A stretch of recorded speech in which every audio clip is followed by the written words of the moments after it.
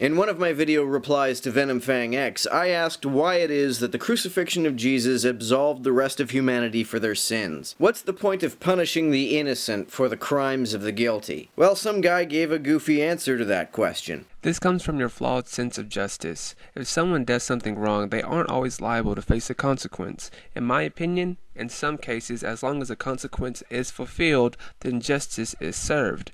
For example, when children break something in stores, their parents become liable to pay for what they broke. That's because the child's guardian is the one at fault. A child is not criminally responsible because children don't know what the fuck they're doing. It's the responsibility of the guardian to control the behavior of their children. If a child for whom you are responsible breaks something, that's your fault, not the child's. In the States, the age of legal responsibility is at least 6. If you are under that age, you are not regarded as being guilty of anything, no matter what you do. To say that people are analogous to the child in this example is to say that we are not really guilty of anything. This guy also responds to my question about how a supposedly omnipotent God is incapable of doing evil. The problem with omnipotence. Omnipotence? I think you mean omnipotentance. Well, we have a few approaches to answering this alleged paradox.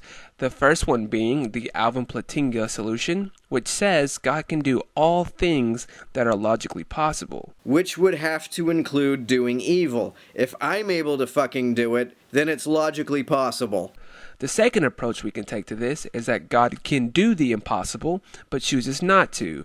I subscribe to the second idea. Of course you would subscribe to the self-contradictory option. That which is impossible cannot be done by definition. Also, if God is capable of doing evil, then it is conceivable for him to do evil. If it is conceivable for him to do evil, then God is not the greatest conceivable being. Because the greatest conceivable being could never be conceived of as doing anything that is less than totally freaking awesome.